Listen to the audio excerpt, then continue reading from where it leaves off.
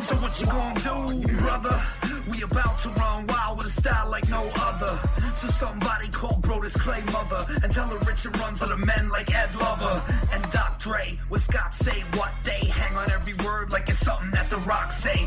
No JR, but they talking wrestling. We bring the noise with the boys, so we Dalton Castlin. So masculine, oozing machismo, mutton chop shop, Gran Turismo. No free throws, snarl hoops and heels. It's D-Bron's retirement, give you the super feels. Straight shoot, it's real. Drop a pipe bomb, get ready to bull like the Rock's right arm. So stay calm, tranquilo. I'll go Naito and give him Destino. And we know that you chumps ain't ready for the heartbreak runs and the Cuban Genetti. They drop it heavy, tag team it like Teddy. Long go strong with the heat like Eddie. So steady like when Taker walked the tightrope. Spaz like Taz with the mic in a tight choke. Dirtiest player in the game with the eye poke. 1988 Macho Man on a lot of coke. These other cats are a waste, they boring. Illegitimate sons like Jason Jordan. And Richard Runz never give him respect unless they going on air with a broken frickin' neck. So bounce like Papa Pump's pecs. Every time they get down, they bound to catch wreck. Y'all don't know nada, they the Okadas. You're the Washington Generals, they the Globetrotters. A whole lot of podcasts in the scene, but Richard Runz running wild is the cast of your dreams. So it seems these two is too sweet. Bullet Club pulling up with schemes to delete. So retreat, we steal, we cheat, but I never lie, I swear on these beats. And these two got some styles for you, but what you gonna do when they run wild on you? Oh, hell yeah.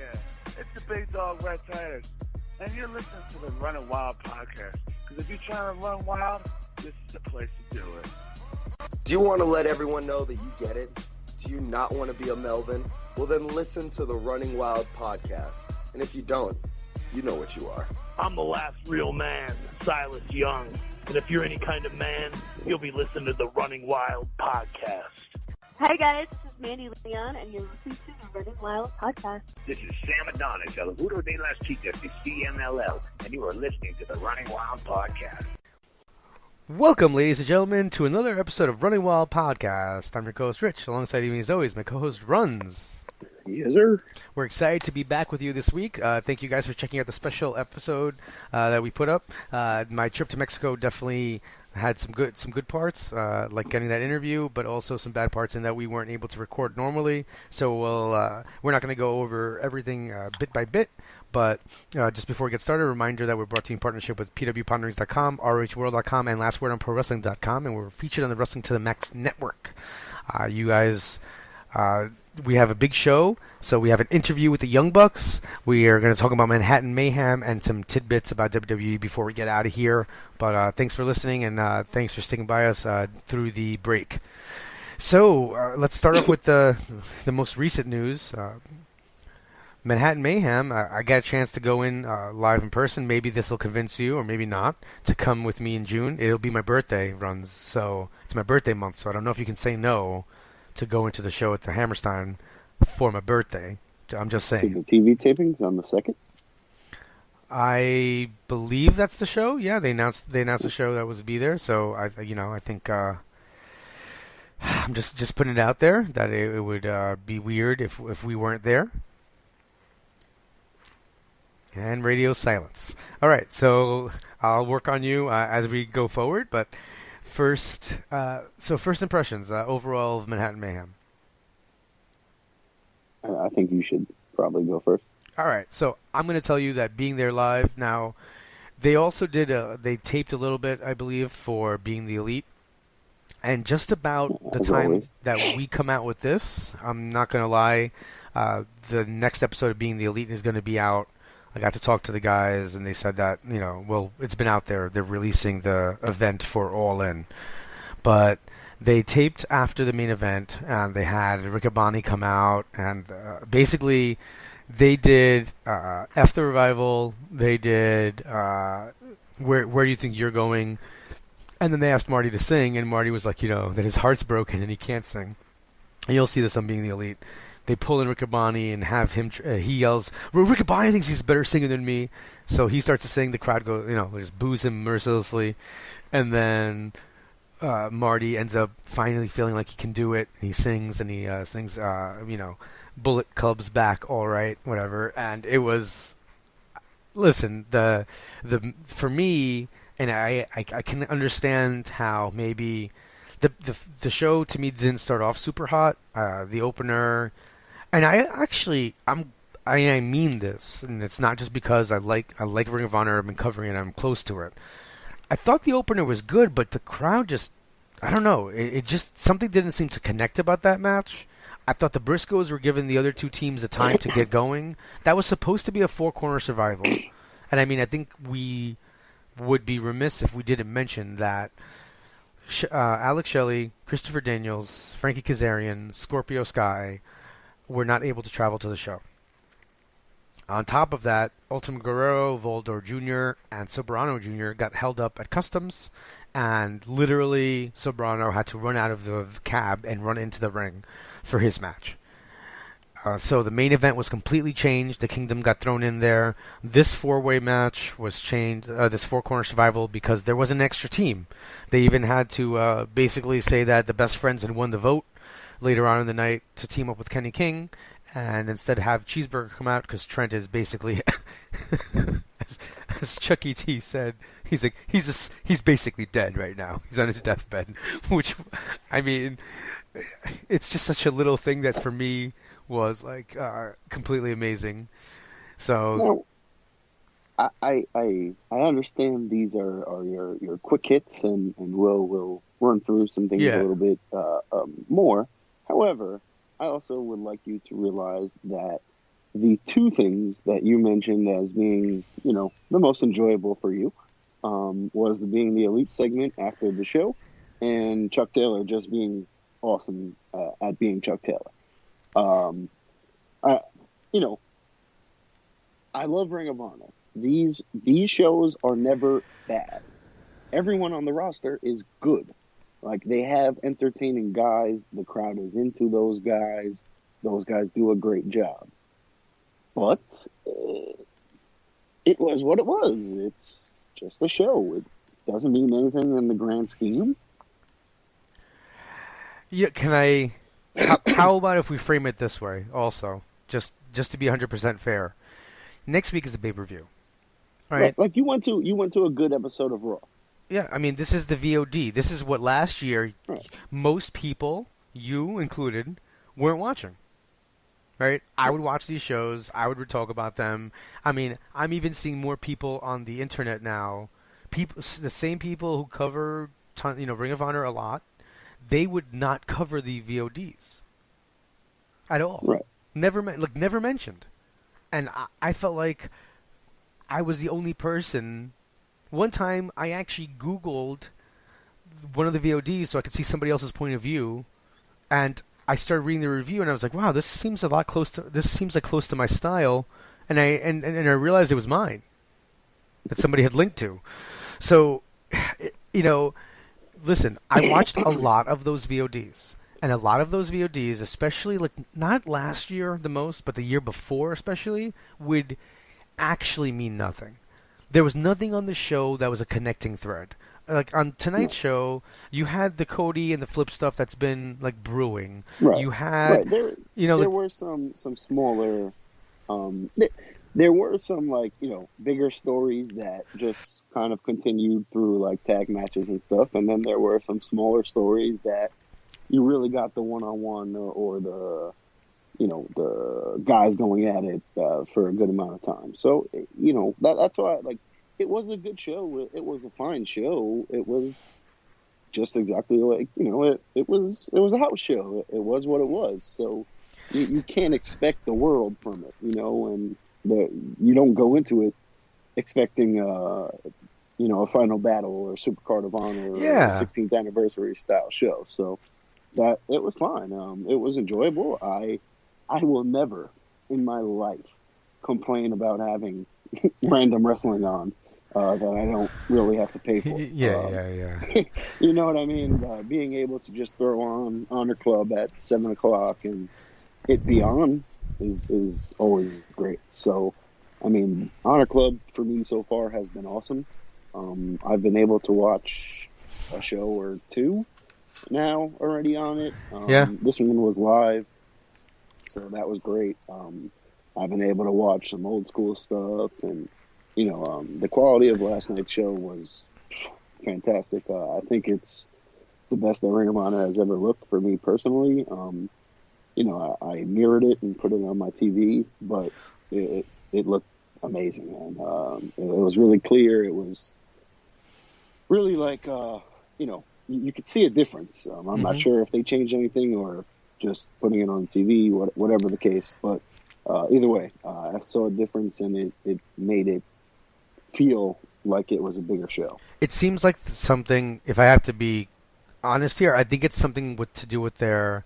I think I think they had upgraded cameras, but I think the websites, like in my mind, something like the server or the video player is relaying that in a clearer way, if that makes sense. Yeah, it makes sense. And at one point, they had this camera angle that I noticed it during Flip and Cody, and I was half paying attention to other things, so I noticed it during Flip and Cody where it was kind of like in the corner a little bit, but more in the crowd. Okay. So like it was from a corner angle, but further back, and it looked really cool because it gave you a different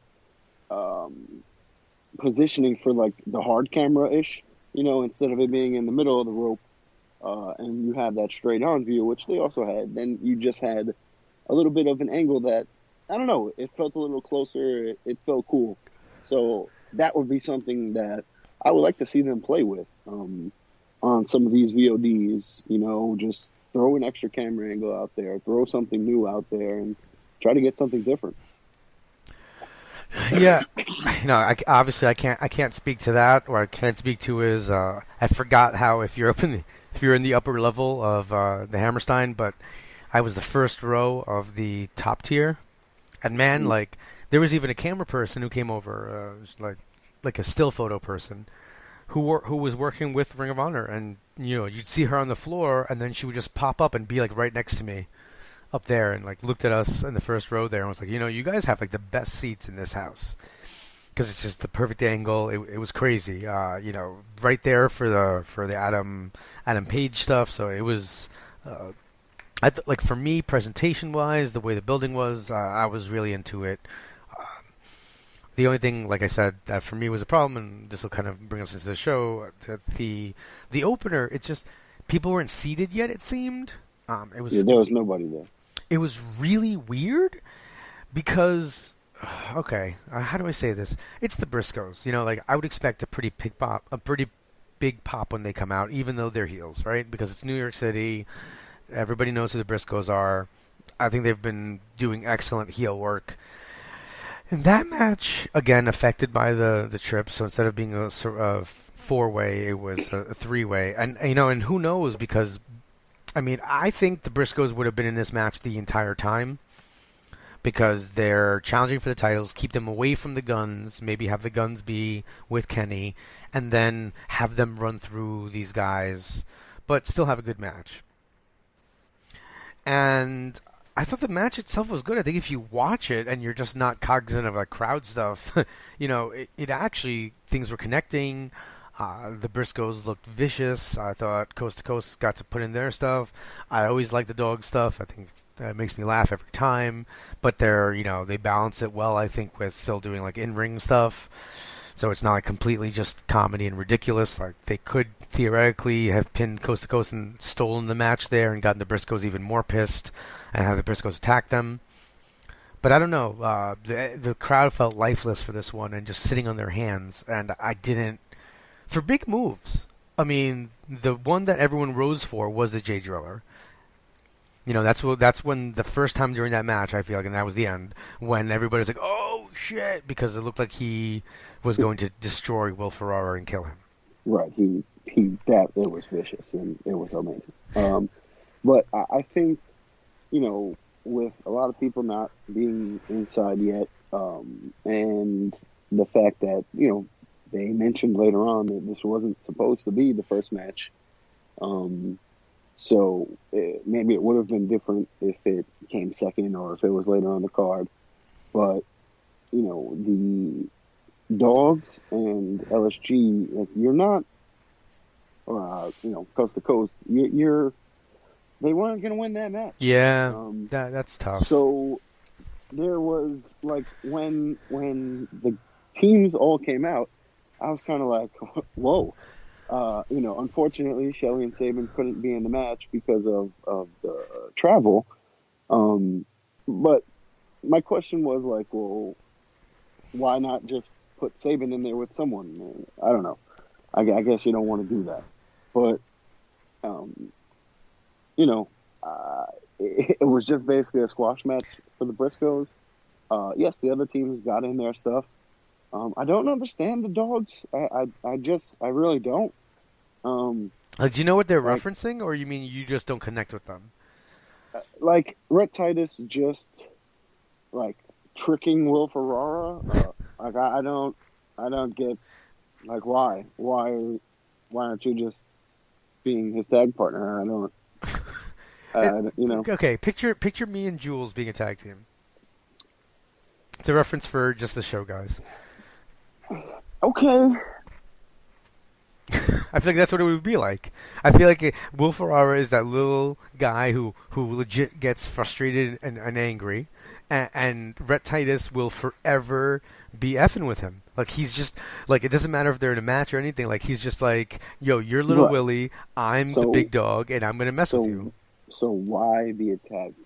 Why did I have numerous friends who felt that it was more important while I was growing up to just mercilessly annoy the crap out of me to get me angry because it was funny when I was angry? But you were never a tag team. No, they just were like my friends at my house. Oh, okay, all right. Right. He was your rival on all times and everything. Yeah, but we still did everything, you know? Your reference makes a lot of sense. But I don't know. It just, I don't want to watch them. Okay. Fair. I don't, I laughed, like, when he tagged in the Briscoe and jumped off. Like, that was funny. But then after that, it was kind of just downhill for me. And maybe it was just because there was no interest for me in seeing either of those other teams win. I knew the Briscoes were going to win, and I wanted to see them win. I enjoyed the promo at the end where they just said, like, hey, F you guys, we don't need you. Yeah, boo us. Good. Like, we're assholes now.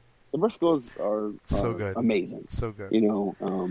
Anyone who's ever watched the old school ROH when they would have, like, the Newswire and all that kind of stuff with the Briscoes, holy crap. The chicken farms and all those insane promos they used to cut were pure gold. Those guys are amazing, and I'm hoping they win the titles at the 16th anniversary. I agree, definitely. So then, a weird product of the way people poured in, legit, Tennille Dashwood got a massive pop, and the crowd had filled in by this point, and was, like, so into this match. I was so surprised. I'm sitting there going, the Briscoes were just out here. All right, these three teams were doing good work in there, and everybody was quiet.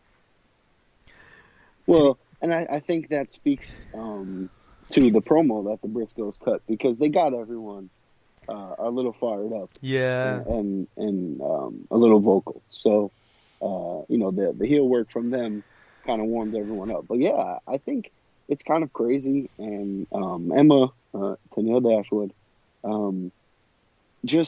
she kind of speaks to how successful the women's evolution is. Yeah. Because here's someone who, like, yeah, she was good in NXT. People, that fan base really grew to love her.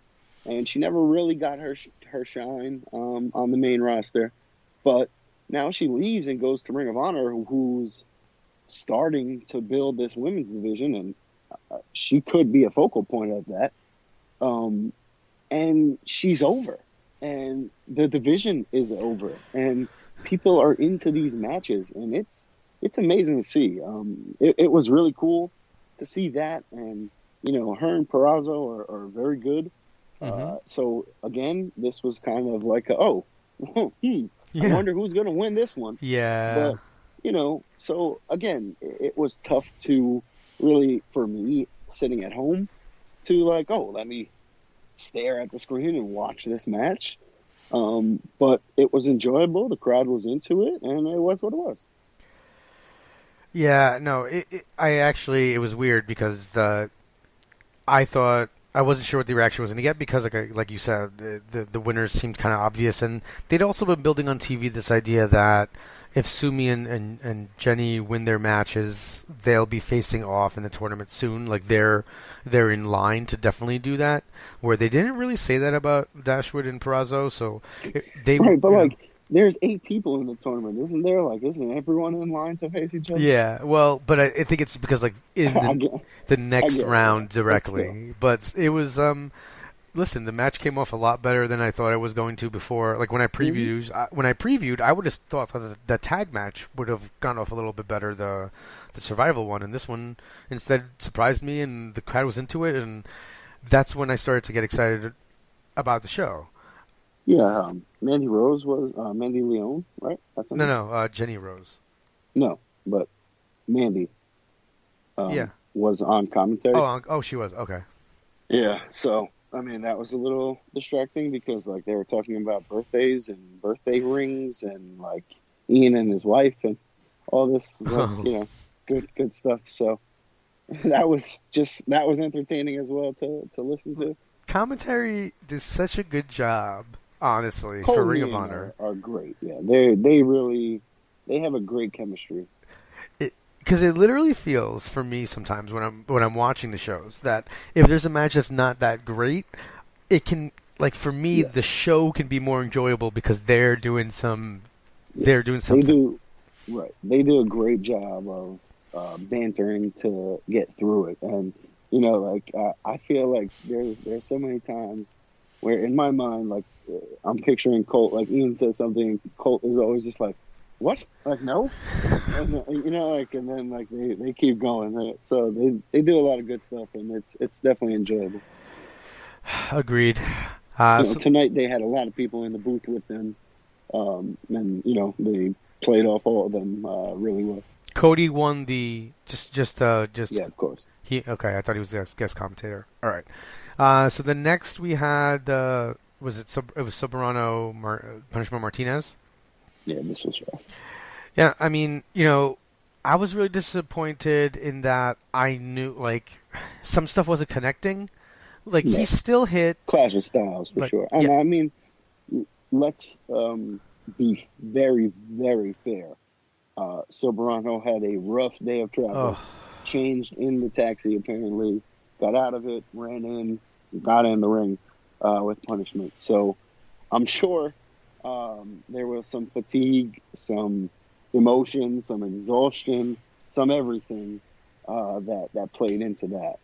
So we don't want to sit here and crap all over this match because we understand there's a human element to all this stuff. So it was what it was. Punishment got the win, destroyed him after, and the crowd got into that. So that helped. Hopefully we get something down the line to whip the shit for these two. I think that Soberano is going to get another chance. I think that this was, just completely. This was legit. This legit happened. This isn't kayfabe that they're trying to run. All cards on the table. I went there so that I could. I got press access to speak to Ultimo Guerrero and Voldaor Jr. And I walked in at 4:00. Basically, they were stuck at customs. Like, that's not a joke. So, the fact Soberano Jr. literally did get out of the cab and go straight to the ring. What a nightmare for Ring of Honor that, this nor'easter and all this weather that, I don't know if there was anything else on their own side, but that prevented all these guys from traveling. They had injuries up and down the roster. All these guys were late, and who knew? So, for considering all the stuff that went on there, they put together a very good show. Yeah. So then after the Soberano match, do we get Flip and Cody, or is it intermission? No, then it was Flip and Cody. Flip and Cody. Okay. It might have been like a Gresham Q&A, and then there's a Gresham Q&A. Yeah, because he's been injured. He's been a little injured, but he's on the mend. He's gonna be coming back soon. And I think he's a good guy for Ring of Honor to have. He reminds me of this idea of the best wrestling on the planet. Right. And again, this was something that I really enjoyed as a difference on Honor Club. I loved being able to just see the Q&A or people talk to the crowd, that sort of thing. Forever, they always put on their old Ring of Honor matches, and that's great. I enjoy watching a CM Punk or Daniel Bryan and Samoa Joe match while Ring of Honor is going on randomly, but I've seen a lot of them. Mm-hmm. So I like seeing these sorts of things that separate them from everyone else. 100%. No, I thought that was really good, and actually we'll talk about it in a second, but there's another Q&A that I don't think you saw during intermission. So then we had Flip and Cody. Cody basically started off by doing a lot of his Cody stuff and interacting with the crowd, and then he had Barry with him, which, by the way, my favorite stupid moment of the night was when I texted you and said, I always thought Flip was Barry, and then thinking that obviously could just be somebody else, you idiot. After I sent the message, I was like, oh, why did I do that? Correct. And I read it, and I said, well, yeah, obviously it's Flip, and then it's just somebody else now. And I was just like, let me just leave it alone. But then for a strange moment, I think he knows that what he's saying. I started thinking that it was. I'm telling you, I don't know what's wrong with me. Maybe it was just the beer at this point. I was like, what if it's Kenny Omega? And something crazy happens. Yeah, I thought about it. Just, and then that's where you reality check yourself and say, oh, this is Manhattan Mayhem. Yeah. But imagine all those dude missed I thought flights. about the same thing. That would be cool if it's Omega. The crowd would go insane. I thought about what if it's Goldust? I enjoy when there's a thing like that going on because it's entertaining. Cody, I don't know, man. This stuff with Omega has given him something else. Yeah. He's always, since he's come to the Indies and turned a little bit, he's been this kind of over the top heel, but I don't know, man. He's playing it up to a whole other level now, and it's working. The people, love to cheer or root against him, whatever it is, and it's a lot of fun to watch. He had the crowd in the palm of his hand before the match even started, just toying with them. That does wonders for Flip. I was so into the match because I still wanted to see Flip lose because it's funny. But, I throughout the match, I was just like, come on, Cody. All right, enough. It was, so he does such a great job at that. Brandy getting kicked and him just not giving a shit. He's just great. It's weird because when he was doing this as the champion, I was kind of annoyed because I didn't want to see this in the title match, right? I didn't want 10 minutes of a 20-minute title match to be posturing. Yeah. But when he doesn't have the title, now it's completely different. I don't know, it's changed it for me. And you'll hear it, and you guys will hear it when we talk to the Bucks. But we got a chance to talk about briefly how being the Elite has just done wonders for guys. And it did wonders for Paige. Last year, that dude, was flat. It was flat at Manhattan Mayhem. I'm telling you, I was there, and the reaction was pretty quiet. Marty, I think I think Marty was already kind of getting there, or he was going to get himself there somehow. But the show really changed things for him, and now Flip. Flip is becoming a made man because he shook someone's hand and they hazed him. That's what happened on a 10-minute YouTube show, and now the dude, you know, he had skills before, but now he's got this personality tied to him that's making him so much more appealing to people everywhere. Yeah, we've talked about it ourselves, where it's amazing. Just anyone who's on the show is instantly they break out. You know, like they have a character.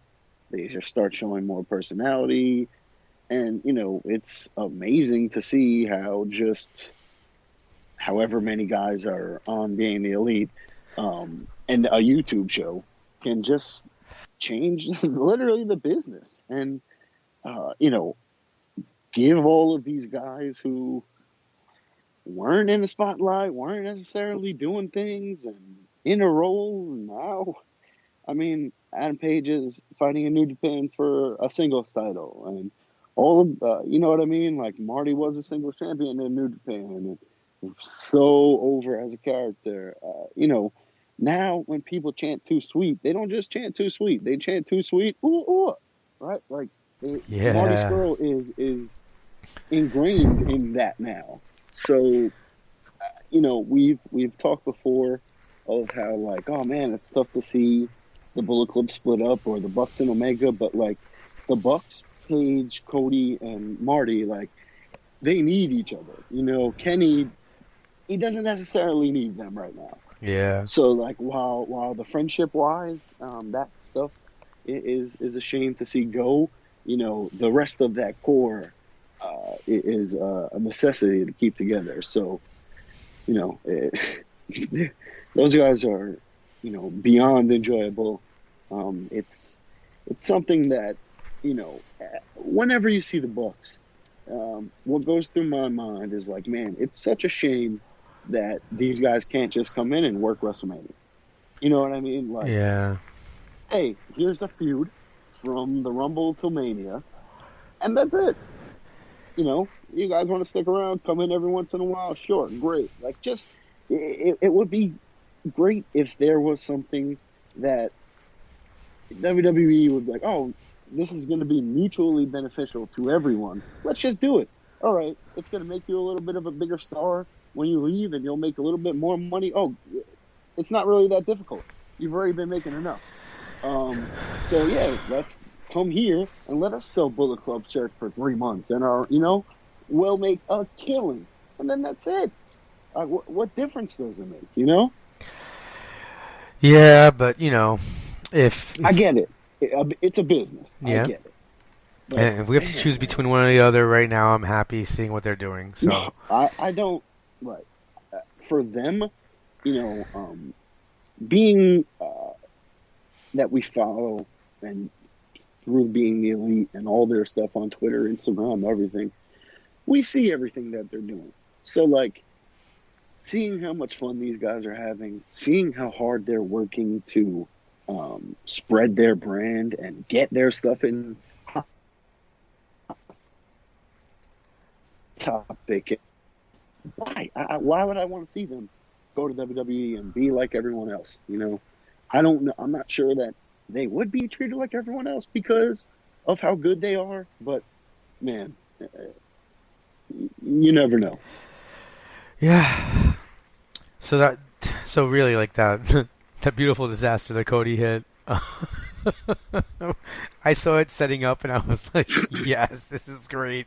And then he turns, because there was a point where, even though I thought Cody was going to win, once he hit the first crossroads, that did wonders to get me to go, wait a minute, he's gotten the Nightmare Lock and the crossroads. How's he going to win? Right. Like, I never thought he'd hit a second crossroads, so it was good. Right. When he was just taking his time and not pinning Flip after the crossroads, yeah, it was like, maybe Flip will get the win. Yeah. Here. But yeah, so just great job all around. Good for them. Then intermission, which I normally complain about, but listen, I was writing this up basically live on the spot. I didn't have a live review going, but intermission allowed me to hotspot my phone to my iPad and type and fix stuff before the intermission was over. And during intermission, a very surprise guest, Prince Nana, came out, and he ran the Q&A for Kelly Klein, and he's just insulting people. Like I think what's his name, streamer guy, called Prince Nana by his shoot first name, and he's like, "Excuse me, my name is Prince Nana. You will address me as royalty." I'm sorry. Note the time. Go back 20 seconds and erase that you said streamer guy on this podcast, please. Get that guy out of here, man. I'm not giving that guy any publicity. Yeah, I'm not. Okay, I don't feel like editing. We're going to continue the show. Oh, Jesus. I just wanted to indicate that it was just kind of like a weird moment that happened. Also, some guy legit asked Kelly Klein if she would marry him or something, which was. See, yeah, that's why you can't give people microphones. It was pretty awful. But I thought they kept the intermission shorter this time around too. Yeah, it wasn't so bad, and at home I got to watch Samoa Joe versus Bryan Danielson. So. Oh, cool. All right. Yeah. So, I mean, you probably had a little bit better experience, but I really needed the time, so I was happy either way. They came back from intermission, and now I know for you guys at home that knew what was happening, this probably was a throwaway segment. But for everybody there was no announcement about the people missing. So right. So yeah, at the beginning of the show, they came on and they said, people, weather is out of our control. Nothing we can do here.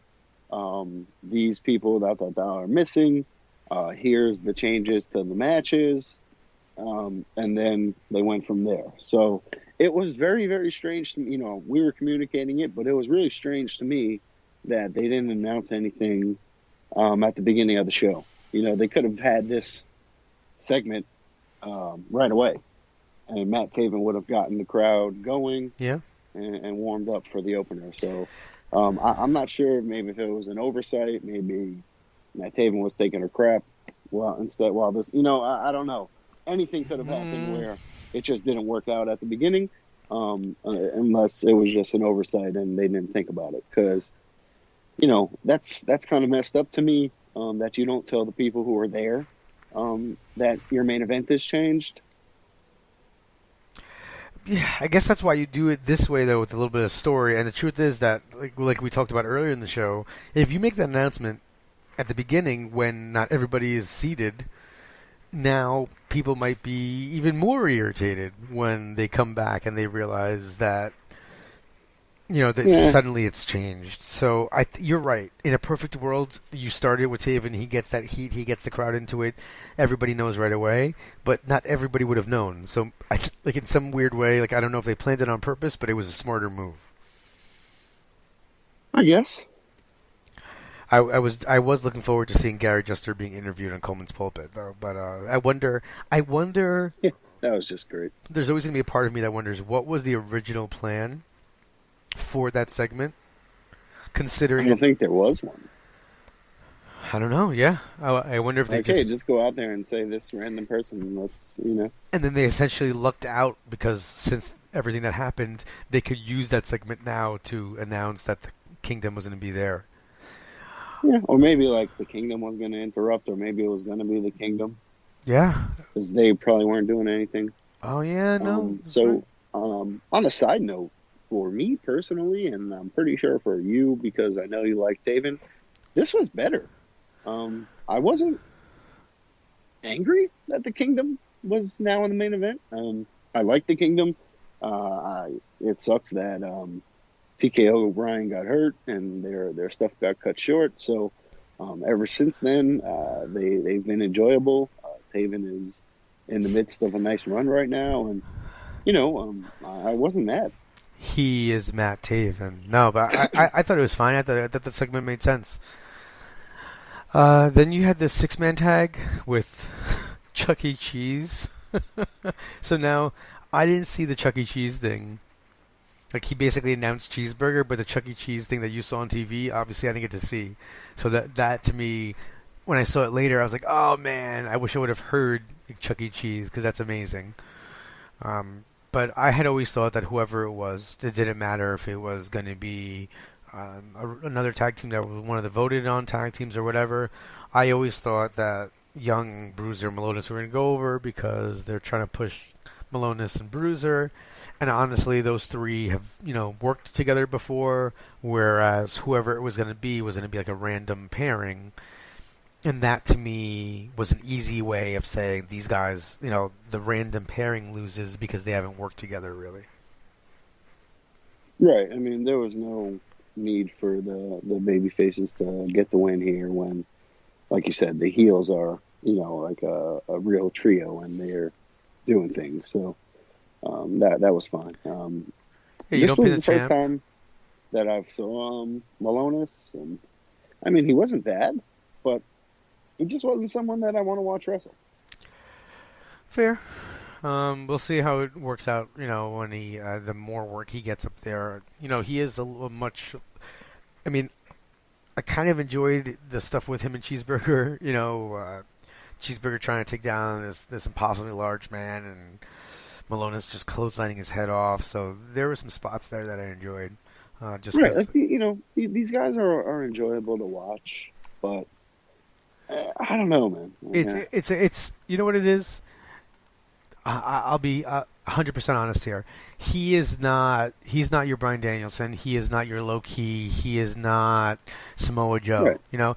He is more of your typical, like, 1980s big he's just a big guy. who's going to destroy stuff. And that's just not what Ring of Honor in its history has had. Right, but I look at someone like Punishment, and I'm like, okay, that's the big guy. That's different. Yeah. And then I look at him, and I'm like, that's a big country dude. I get it. I just, Get it. I get it. It's not. It's definitely different. I will continue to reserve judgment completely. I want to see more tag matches that aren't like real squashes with them, and see how they kind of pair up. Maybe I'd like to see them against the Machine Guns at some point. I just think that they need to get some different looks as well. So just while we're on the Bruiser, it makes a lot more sense to me now why the Bruiser was added to the Beretta and Castle match, because Beretta was hurt and couldn't really do much. But it just doesn't make sense to me still why it was Bruiser who was added. But I get why someone was added. Yeah, no, and then this continues the young Kenny King stuff. So yeah, I think it was smart. They're gonna have a match at the anniversary show. So altogether, average match. I didn't think anything amazing, but I enjoyed it. Yeah. Then okay. So now I'm interested to see what your take is on this match. I was really into this match. The Castle and Voldaor Jr. versus Guerrero and Jay Lethal. Now, clearly, I've been watching tons of CMLL.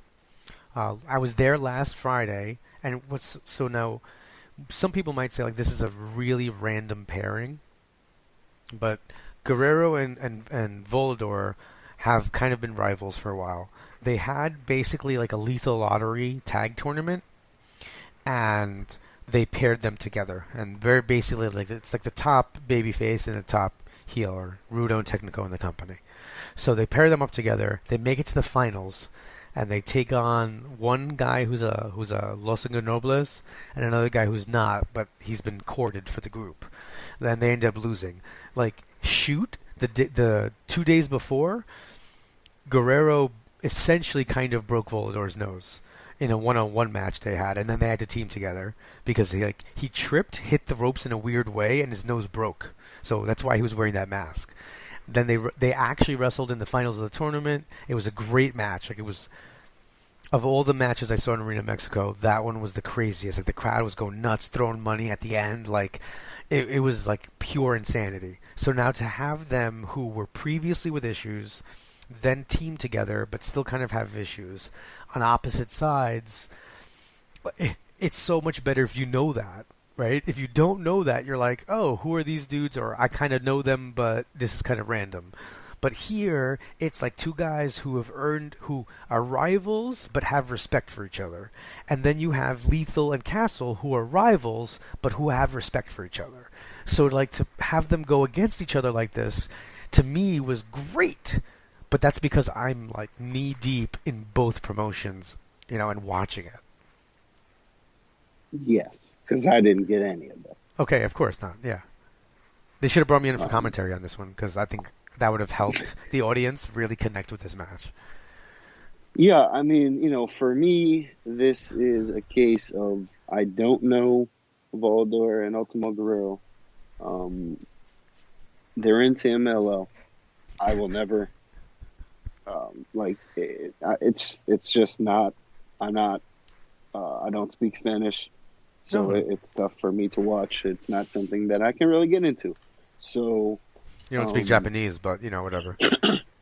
But there's English commentary. True, okay. And there are plenty of Americans. The disconnect is there. So when I see them in a match and I'm not familiar with them, and to me, they are not people that I'm going to watch in PWG and I'm going to watch in WWE and NXT and etc. I don't really care. And so that just, I'll tell you this. I have heard that it was a good match, but that's all I can tell you. Fair. Because I didn't pay attention to it at all. I think during this match, it was like the final 5 minutes of a very close Celtics game that I was watching. So that distracted me greatly. But, tag matches are already one thing, right? Where it's just, okay, here are 4 guys who are feuding. Let's put them in a tag match. And that's a thing that I don't really care about, ever. I don't care if it was like, this is Hulk Hogan and the Ultimate Warrior against Sergeant Slaughter and Macho Man. Like, it's still just 2 guys who are feuding, So, I don't know. Castle and Lethal are great. I love them both. But wrestling against each other in a random tag match, and I get it. It's 5 before they wrestle in the pay-per-view. I get it. But, whatever. See, and it's a shame because I really, as I said before, with all that other background stuff, to me, it made that so much better. I think at the end of the match. Right, think of any New Japan. Yeah, no, I get it. You know what I mean? Like, you wouldn't... If that was Go-To Ishii... When this happened at Honor Rising, like, it was basically the same, like, kind of 6-man. Did you care as much when it was Taguchi and... No, not at all. This is because I am, very familiar with CMLL's product, and I will say that one of the things I like about Ultimo Guerrero, though, whenever that dude comes to Ring of Honor, he's over. Like, he gets himself over with that crowd before he leaves. The stuff with the boys, and he was like, I got my eye on you, and he was watching them, and like kind of messing with them and getting the crowd against him. At the end, when he grabbed the belt. Yeah, maybe you can explain that to me. Because that was very awkward. He's just a bad guy, and he's just being a bad guy. So watching the end of that, right, I did see that when everyone was in the ring. And what it looked like to me on TV was Castle and Lethal, like, yo, guys, be in the ring, face to face, hold up the title, get ready, classic shot, right, before the match. But one of the guys is standing, like, directly next to Lethal, and then, so it's like, oh, hey, man, like, hey, buddy, move out of the way. You're standing in our shot, and then, like, they go to a different camera angle, so, like, he's not directly in it. And then Ultimo Guerrero pops back in, And now I'm like, oh, look at this. Like, now they're both. He's like, oh, shit. Hey, if you're going to be in the ring, then I'm going to stay in the ring with you. And then he grabs the belt. And I was like, what the hell is going on? Why are you jumping up and taking the title away from this moment? And then Castle got it back. And then Lethal took it from Castle. And I was like, oh, hot potato. And then that was it. It was just over. It was very strange. Well, I think what happened was, Guerrero took it. Lethal took it back. Lethal took it back from Guerrero, looked at it, and then handed it to Castle. And I thought that was like a moment. And it was like, but in my mind, it was like Ultimo Guerrero just went into business for himself and like tried to actually steal the title, and they caught him rolling out of the ring. And so like I'm sitting here laughing like, yo, where did you think he was going? Did you think he was going to run through the locker room and like book it with the title? And then, I don't know. So then like Lethal took it back, like, all right, let me save this segment before it completely goes off the rails. And you know what I mean? Like it came across very strange to me, man. Because the Ultimo Guerrero had no business stealing the title. I don't know. Okay. I don't think it was him going to business for himself at all. That's not the type of dude I think that he is, especially when it comes to Ring of Honor. I'm not saying it was. Oh, yeah. It's just how it seemed on TV. It was like, what is going on here? I loved it. It reminded me like of an Eddie Guerrero type, like, you know, lie, cheat, and steal. Like he's just gonna, like, not thinking forward. He's just like, I'm just gonna take this fucking belt. I'm leaving. Like, right, exactly. Business for himself. Just said, fuck it. I love it. Yeah. It's funny to me. I actually that added to me like that. I popped so hard for that, yo. It added for me too, but in a different way. I'm like yelling like Vayate, like just go with it. Like I'm super excited. So that was amazing. All right, so then we have the main event. Now at this point, because of that interaction, because of that match, because I was so into that match, and like, you know, look, with the Soberano match aside, because that was a little, you know, there were some difficulties there, I felt like the show was steadily rising from the opener. And yes, I like that. Yeah. You know, and that's why, like, I'm gonna say when someone says, "How was the show?" Listen, I've gone to and you've probably had the same reaction when you've gone to like really good wrestling like cards where every match is good. Probably, if you have to be honest here, every match like what maybe was better than the matches they would have been paired up with here. But I walk out and I'm like, that was a good show. I had a good time. There were some good matches, right? Like there was some good wrestling. But I walked out last night after that main event, like. The entire night, I'm like being like, you know, proper. I'm dressed up. I've got my press pass. I'm like blah blah blah, like typing my stuff up. I stopped kind of trying to write stuff and just started marking out during this match. Like I was just having a good time watching wrestling. Shocked by stuff, cheering stuff. When Marty does the moonsault, when Paige does his crazy moonsault, and that's like ignoring like. Orion coming out of the crowd and people legit thinking that was a fan. Like everyone was like, "What is happening?" Vinny Marsaglia coming out with the clown like 3 balloons and letting those go up, like just weird moments.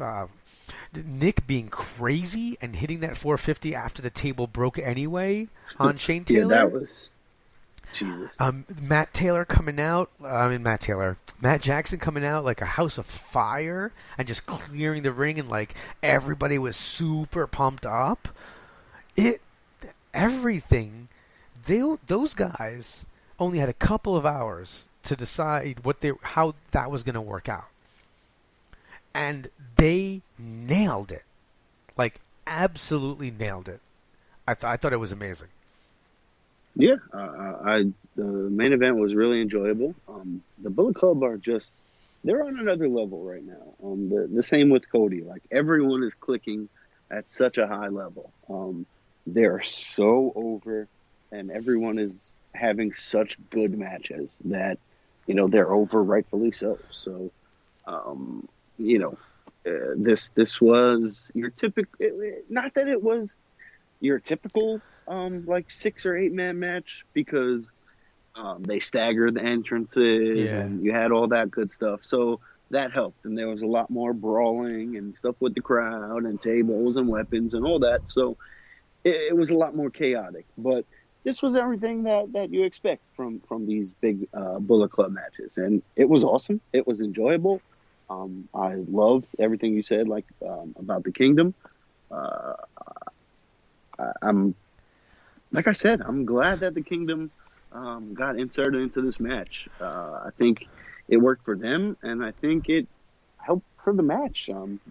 I was more excited to see the Kingdom than I would have been to see SoCal Uncensored. So maybe that's just me. No, I mean, listen. I enjoy the Kingdom a lot more than I enjoy. Daniels and Kaz are great. Yeah. And Scorpio Sky is one of the talented dudes, but I don't really care to watch Scorpio Sky. Like he's been around forever, for a really long time. So have the rest of those guys. So, I'm not opposed to seeing the Kingdom get a shot and get some cool stuff.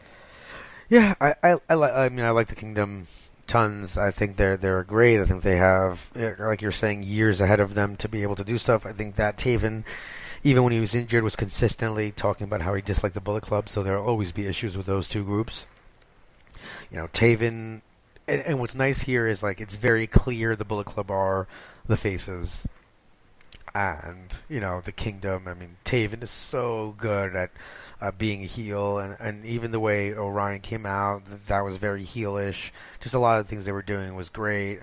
Taylor worked well with them. It doesn't make as much sense with Taylor being with them as it would with SoCal Uncensored, because it was part of the storyline.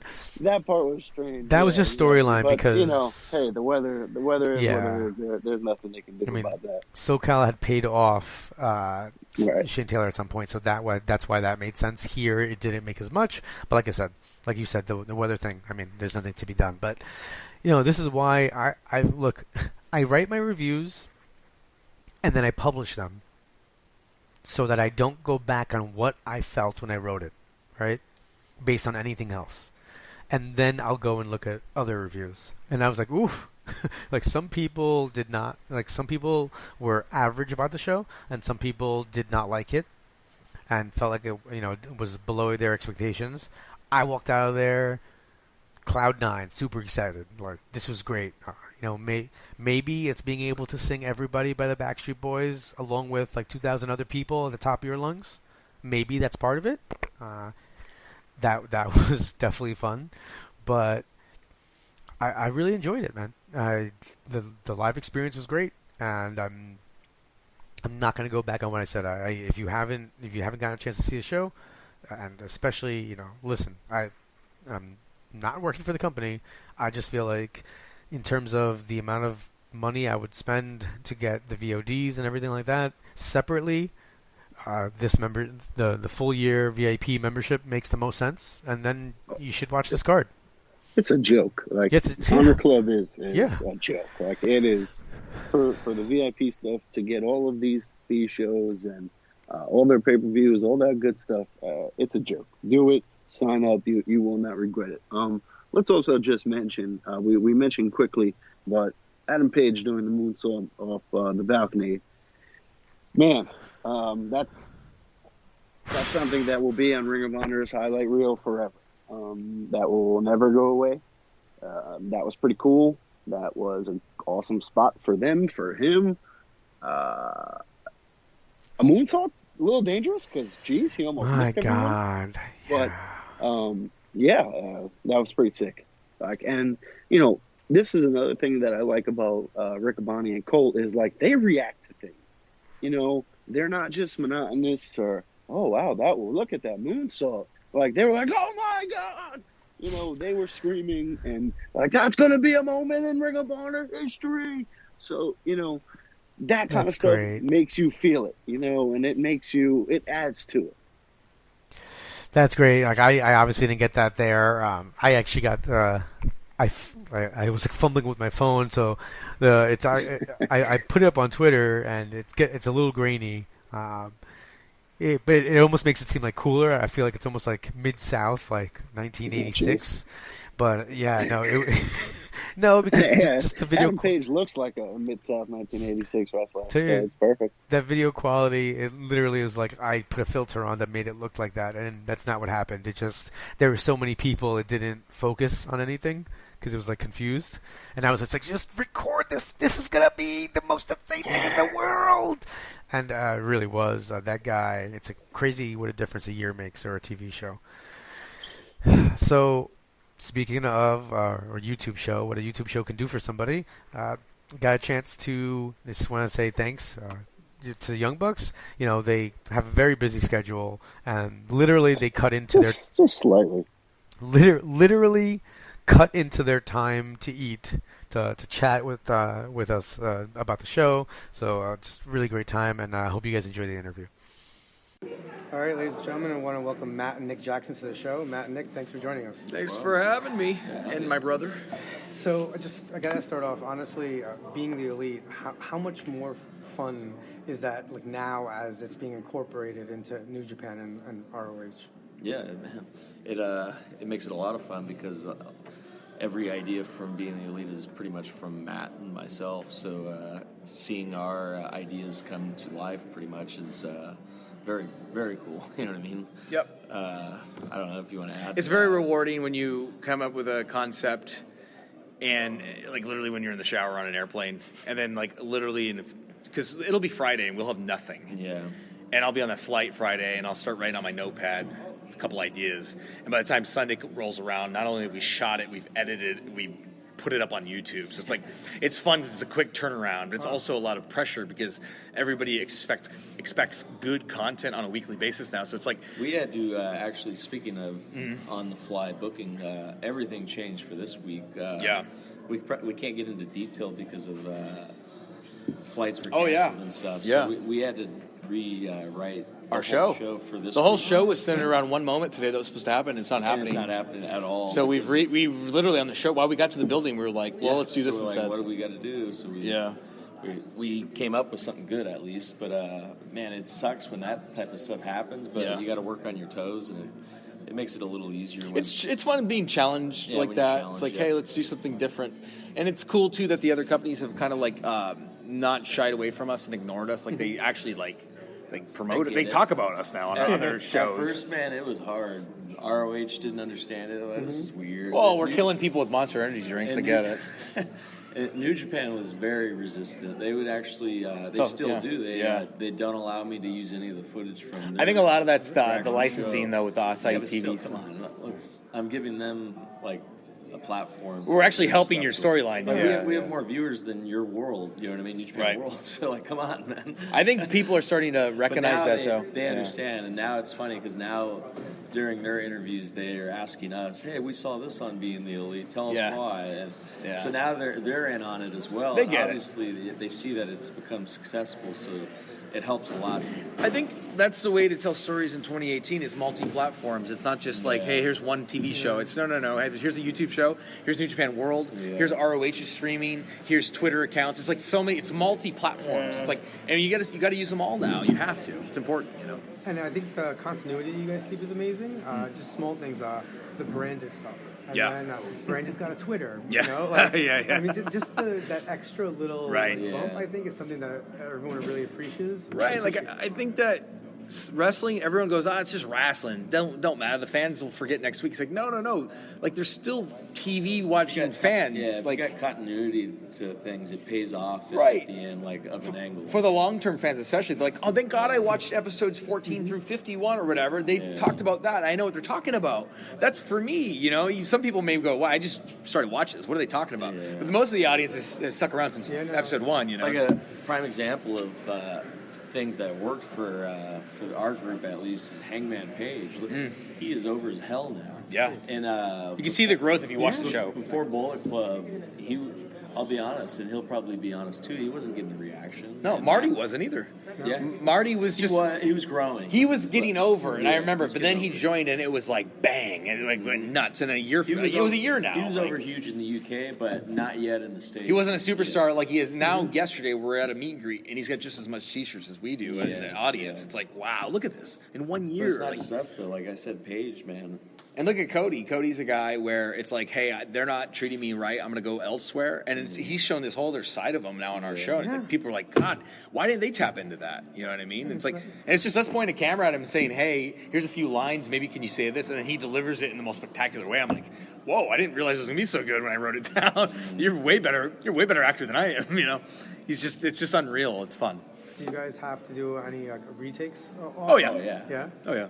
We just filmed some stuff right now. We did a scene that took 3 right now. A lot of the times, though, it is one take, and I think it's more organic keeping that one take. Yeah. Because then if you overthink it, I think it gets it's not lost. as natural, because then you're like, what was my line I wanted to say? Yeah. We did a scene yesterday with Mick Foley and Marty, and it was one take. And it was like knockout of the park home run. Yeah, Marty's like, should we do it again? I was like, hell I said, I'm not making Mick do that again. No way. He killed it. Yeah. I squeezed Mick's arm right before. I said, no pressure, but like 200,000 people are going to see this. And because I think at first he thought this was just like a little fun thing we were going to do. Like, he thought it was going on Twitter where no one would see I was like, no, man, this is and he's like, okay. And then he like cut like a crazy that's promo for us. impressive. Yeah, after I was like, thank you, Mick. You were great, you know. But yeah, sometimes it takes like an hour to do a scene. Kenny's very particular. When we have to shoot a long scene with Kenny, it could take up to an hour. Because Kenny's like, no, this should be better acted But you know here. what? He's a This is here. perfectionist. And that's why he's so good at what he does. He's a perfectionist.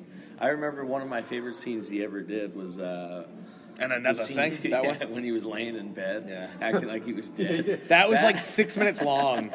But he hit that first take. We were like, there's no way we could redo that ever again. No, we had to because we all started laughing. So I think he had to do it a few times. I thought. No, that was one. Okay, I remember. That was Okay, the one take. I remember he was acting so good in that scene. I left the room and went to the bathroom and locked We were myself because I was laughing. laughing I had to so put like a, loud, yeah. I had to like put my fists in my mouth. At one point, Hangman was the cameraman. Yeah, he starts shaking, yeah. You could see the camera shaking because he was laughing so much, but we couldn't redo it. Oh, and you know what? The same clip, Cody's laughing his ass off. That's remember? right. Yeah, that's right. He has to leave the shot and then come back. It's almost like we're performing for each other, though, too, because like a lot of the people are always in the room, but they're not necessarily in the shot. But we're like kind of the little audience. Like right now, me and Nick did a scene with Flip upstairs, and Cody and Hangman are in the room, and like I'm just trying to pop them essentially. Yeah, right now we're doing a storyline where we like Flip now, but everyone else still hates him. Yeah. And we want to get him booked desperately on All In, but no one else does. Yeah. So we pretty much did a scene where Like today's we're your trying to shot, motivate him. because if he beats Cody today, he's all in. Yeah. So we did that in one take, and it turned out good. So. But like as soon we actually had to, you're gonna be able to edit it right because Flip starts laughing. So I'm right in his ear. Yeah, I'm right in his ear, and I'm like, "How bad do you want it, Flip?" Yeah, I'm gonna end it right there. How bad do you want it? I'm gonna end and like it. Hangman starts laughing, but that's when you know you have a good scene. You're like, okay, everyone. A lot thinks of it's the funny. times I keep the laughter at the end because I think the fans like it when they. I think see it's. us I laughing. relate it to like SNL. Like if you're watching a really funny scene and you see some of the actors kind of like shaking, Yeah, you're like, I think- okay, this is funny. I think that this makes is funny. it even funnier, to be honest. As long as it's not like full sound. Full. It's just like you can see his face cracking a little. Yeah, that works. Right. And so you do the editing, but Yeah. also like you guys have like an eye for kind of shots that one shot in the airport where Cody sees Kenny, Right. and Yeah, he's trying to, and Yeah. you guys keep it in both perspectives. Yeah, You- That was a tough one. That was a hard amazing, one, you yeah. That was know? tough. That took about, you know what's funny about that is we had 10 minutes till we were actually boarding our Yeah, flight. yeah, that was And, pressure. we did like We 5 almost missed our retakes. flight. So It was final call. It was final call for the flight. It was We're, final oh my call. God, we almost missed our flight because we went. We get into the plane. Everyone's like, "Where the hell were you guys?" Well, we had to get a shot. You And that, you originally came up with the idea for Kenny to be vlogging, and we'd be in the background. Yeah. I said, "How funny would it be if we vlogged too, and we intertwine the shots?" And I didn't know it was going to come out so good. It came out really good. Yeah. All right, guys. Well, I appreciate your time. Yeah, sure. I just want to, Matt. How does it feel to be in the same room with somebody whose mutton chops are? So I knew much you were going to say that. Yours are crazy right now. Mine I have to trim because my wife gets a little on my. She says, "Come on, Matt, this is ridiculous." She gets on my case a little bit. I get the opposite. I get the holy missing patches. So Holy she tells me, crap. grow it out so it looks so full. So it looks fuller. Got it. So I get encouraged when I trim it. She's like, "What are you doing?" Do you ever grow the chin out too to make it just a beard? Or No, you know what the thing is, I teach, Yeah. So any kind of got it. Crazy change sets them off. Sure, I get that. I get that. I had the beard for a while, and I'm like, it's not working. Just do a little. You did it the other day. You shaved it. Cut this off. Like 2 weeks ago. Yeah, 2 weeks ago. Been I'll go back to a beard in a week. It's like full Comic-Con all the time. I'm just ready for my cosplay. You look like me already. You should do that. Well, gentlemen, thanks. Cool, bro. Good luck tonight. Thank you. Thanks, man. Appreciate And it. I'll see you guys soon. Appreciate it, man. Thanks, man. All right, once again, just thanks to the Young Bucks. Just a really fun talk and being able to pick their brains and just excellent moment. And I hope you guys enjoyed it. All right, so you want to touch on some WWE stuff before we get out of here? Yeah. All right, I feel that. The one thing I will mention is, did you hear that Rey Mysterio got injured last night? Yeah, I'm reading that right now. That's unfortunate. I know. I'm really bummed out about that. Tag team match with Flip Gordon against Joey Mercury and Caleb Conley. Rey Mysterio, man, that's unfortunate. Right? It's just such a bummer. But, I guess we'll just catch up with our WWE news basically next week. I hope you guys enjoyed the episode. Make sure that you guys go rate, review, and subscribe over on iTunes. You can catch us on SoundCloud and really anywhere else where you get your podcasts. You can send us email directly at runningwildpodcast@gmail.com. Follow us on Twitter at runningwildlwos, and you can follow us on Facebook at Running Wild on Wrestling. Make sure that you guys also follow my Ring of Honor coverage over at rohworld.com, pwponderings.com, and you can follow me on Twitter at rich_laconi. With all that out of the way, just for Runz, just want to remind you that you've been listening to the podcast that is just too sweet. For Rich and Runz, this is the host of Ring of Honor Wrestling, Ian Riccaboni, signing off. Be sure to join them next week for another episode of the Running Wild Podcast.